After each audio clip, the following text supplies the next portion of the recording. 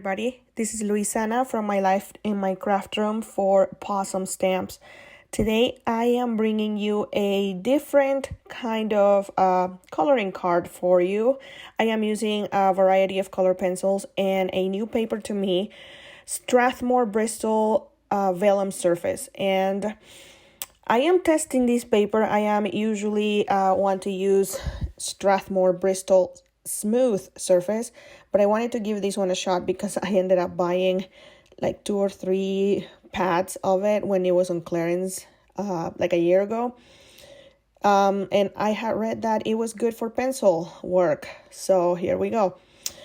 Anyways, this card took a few turns that were unexpected. I did not think it was gonna end up the way it did, but I am happy with it. So when it comes to coloring pencil, it is, I don't know, I find it a little bit difficult to explain the process. I am self-taught and I have practiced on my own for a long time. And the one advice that I can give you for anyone that is wanting to learn how to color with colored pencils is don't focus on the brand of the pencils unless you are wanting to do like professional work, commission work for other people. If that's not your thing, then just use whatever you can find. So another thing that I can tell you is layers. You're going to need lots and lots and lots of layers. For instance, for this cute bear from the, what is the stamp set called? 1 second. It is Hoppy Easter. Oh my goodness. For this cute little bear from the Hoppy Easter stamp set, which is part of the new release, I used, I want to say 5 or 6 different pencils, and they're all different shades of brown. So I start with a super dark brown and I do my shadows with that. And the whole time, you might not notice this, but I am actually just doing extremely light layers. So after I do the darkest tone, I move on to the second darkest and fill in more and more of those white spaces. And by the time I am done with my lightest tone that I have chosen for that specific image, I will have covered the whole paper or the whole surface I need to color. I do this a couple of times, and I don't normally use a blender, blending pencil for smoothing all of my surface, but today I decided why not. Anyway, I do use pencils that are not easily accessible if you go to like Walmart or something like that to get. So they're specially ordered online. So like I mentioned before, just use whatever is available to you. Right here, I am applying my last layer of pigment to my paper, and I am using a Prismacolor blending pencil. This is a pencil I've had for a long time, and I don't know, it felt really weird, or maybe it was the paper. So you will notice that I am using this blending pencil to burnish the tooth of the paper, which means I am just applying a lot of pressure when I am using it, and it has no color. It's just like a wax pencil, but it just felt grainy. I don't know how to explain it. This whole experience with this new paper, which was an experiment, was kind of I don't know, I don't think I'm gonna use it again. I am pretty set on how I like my stuff to feel, but it was a good learning experience. All right, so now for the top portion of the cute bear, I am doing the same process, and starting with my darkest, I am moving on to my mid-tone and then onto my lightest. I did stamp my image onto my paper using a gray ink by Ink on 3 because I did not want to have any lines. This is what it's called, no line coloring, and it can be kind of intimidating sometimes to try that, but I feel like, just like with everything else, the more you practice, the better you get at it.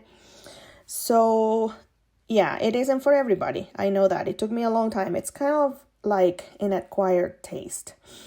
So you can tell it takes a lot of layers, especially with this paper, in order to get a smooth finish. Here I am outlining the eyes and the nose. Oh, I thought I was doing the nose. Never mind. So yeah, you're gonna have to experiment. If you are wanting to get into pencil work, you're gonna have to try several different kinds of paper. I know people that prefer, oh, right there, I was using a little bit of pink to kind of glaze around the cheeks and give him a little bit of a pink hue to his cheeks. Anyways, as I was saying, I know some people that prefer paper with an excessive amount of tooth, in my opinion, but that's how they work the best. And for me, I just don't have the patience to blend and apply so many layers to the paper. And I really, really like the finish that Bristol Smooth Surface gives me. So here I noticed after I burnished the paper using a different brand of a blending pencil. I believe this one was a Caran d'Ache. I can't remember. Caran d'Ache pencil. Because I wanted to see if it was the other pencil that was doing that or if it was my paper. I don't know. It did feel a little bit different, so I think my pencil is just not good. All right, now for the little nose area, I decided to do like the same color combination, but I am not going dark. I skipped the dark tones. Hopefully you guys did not hear my kids are just laughing in the background. So I stuck to just using the lighter tones of my color combo because I wanted the nose, the snout, is that what it's called, to look different, more dimensional. And then for what am I doing here? Oh, I am using another light brown to just tone more things and make it look more smooth. All right, now I am going to color the ears. These were actually pretty easy to do. I am starting with the darker tone towards the bottom to give it more dimension and make it look like it's rounded. And I am really, really light-handed when it comes to coloring with pencils. It's just what I have learned that works best for me. And with this paper, I definitely need it to be light-handed. Now I am moving on to my mid-tone. I kind of made a mistake there because I grabbed the wrong color of pencil, but then I corrected myself right away. And just finishing the whole thing by covering it with my lightest tone. And now I am, actually no, that was my lightest tone right there. Just applied a little bit of that for a highlight.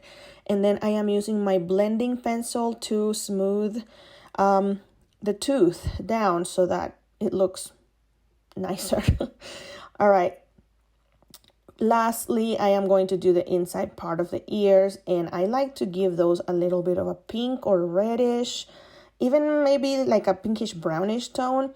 So I did my lightest brown that I was using, and then I applied sort of red tone and finished it off with a pink. For the next step, I sharpened my blending pencil and just went around looking to see if anything needed to be fixed or more smooth. And now I am doing the nose and the eyes and darkening up that mouth. And I will add a little bit of a whimsy effect to it by using my paint pen and just giving it a little bit of a highlight on the eyes and the nose. You're about to see that right now. There. It just makes it look cuter. So by this point, I decided that I wanted to fussy cut that image out. And here is when I decided that I was going to turn it into a shaker card. So I cut that shape of rectangle with a die from my stash. I can't even tell you what brand it is because I don't remember. And I placed my cute little bear on it.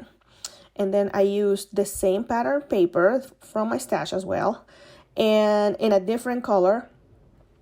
And I cut the same exact shape out of it, and that is going to be my window. So check it out. Now I am going to cut a white piece of base paper, white, and I am going to glue my bear that has been glued onto that. It almost looks like a stamp, like a mailing stamp pattern, or I don't know how to explain it, shape. And I am going to trim right here my pink top to be slightly smaller than my base, and I am going to adhere some acetate to the back of it. That is going to be our window. And I love making shaker cards. Those are my favorite. They are a little bit of work, but you know, it's worth it. I enjoy it. So I actually keep all of the acetate that I can find around. Like when you buy stuff, if you buy toys, if you buy, I don't know what else, you can save the packaging that comes with the stuff that you order, and I have used that before. So I put some double-sided tape, and I am going to adhere my acetate to that, and now I am going to put some foam tape onto my base with the bear. So all around it, and that is going to become the pocket portion of the shaker. And very, very carefully, just trying to make sure it fits, because remember, the pink layer that goes on top is slightly smaller. All right, now for my favorite part of the whole thing is putting the stuff inside the shaker. I grabbed a couple of sequin mixes by Possum stamps and also some gems from my stash. I didn't show those, so I just put them in there. You're about to see that. It's magic. There you go. And so that I can make sure that everything shakes a little bit better, I like to glue a couple of pieces here and there directly onto the paper so that they don't move when everything else shakes.